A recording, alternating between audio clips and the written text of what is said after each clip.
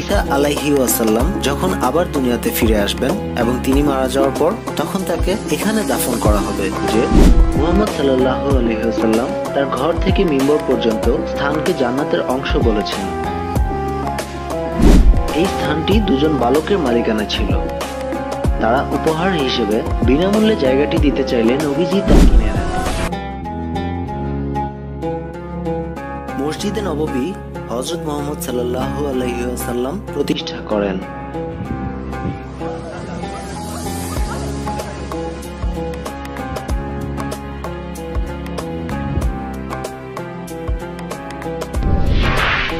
মসজিদে নববী হযরত মুহাম্মদ সাল্লাল্লাহু আলাইহি ওয়াসাল্লামের বাসগৃহের পাশে নির্মিত হয়েছিল।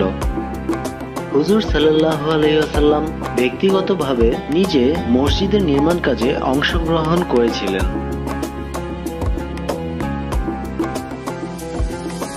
এর মিনারের উচ্চতা ৩৪৪ ফুট। পুনর্নির্মাণ ও সৌন্দর্য বর্ধন করেন উসমানীয় সুলতান দ্বিতীয় মাহমুদ।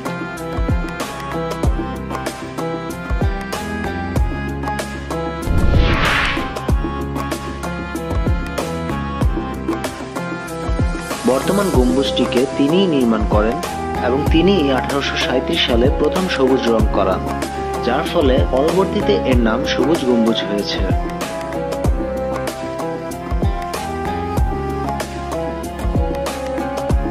হিজরতের পর মুহাম্মদ সাল্লাল্লাহু আলাইহি ওয়াসাল্লাম এই মসজিদটি নির্মাণ করতে উটে চড়ে আসেন। এই স্থানটি দুজন বালকের মালিকানা ছিল। তারা উপহার হিসেবে বিনামূল্যে জায়গাটি দিতে চাইলে নবীজি তা কিনে নেন।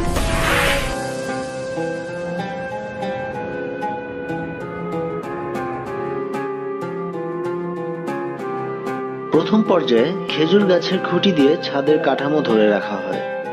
ছাদে খেজুর পাতা ও কাদার আস্তরণ দেওয়া হয়।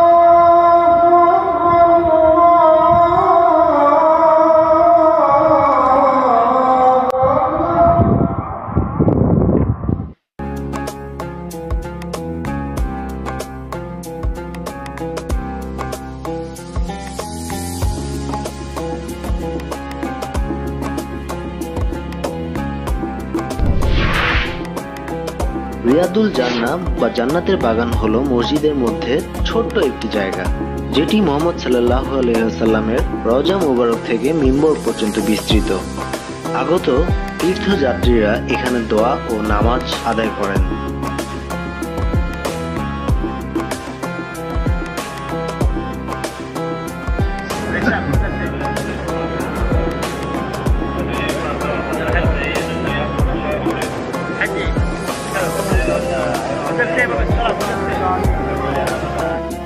এখানে প্রবেশ সবসময় সম্ভব হয় না, বিশেষত হজের সময় মানুষ অনেক বেশি হওয়ার কারণে।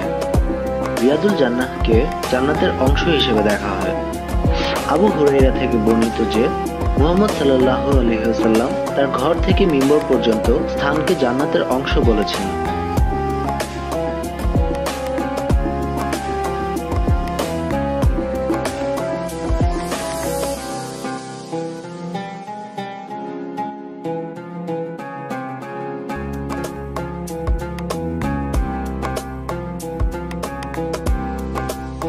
রওজা মসজিদের সাথে অবস্থিত। এখানে নবী করিম এবং প্রথম দুই খলিফা আবু বকর ও উমর রাদিয়াল্লাহু এর সমাধি রয়েছে। এর পাশে আরেকটি সমাধি খালি আছে। ঈসা আলাইহি ওয়াসাল্লাম যখন আবার দুনিয়াতে ফিরে আসবেন এবং তিনি মারা যাওয়ার পর তখন তাকে এখানে দাফন করা হবে।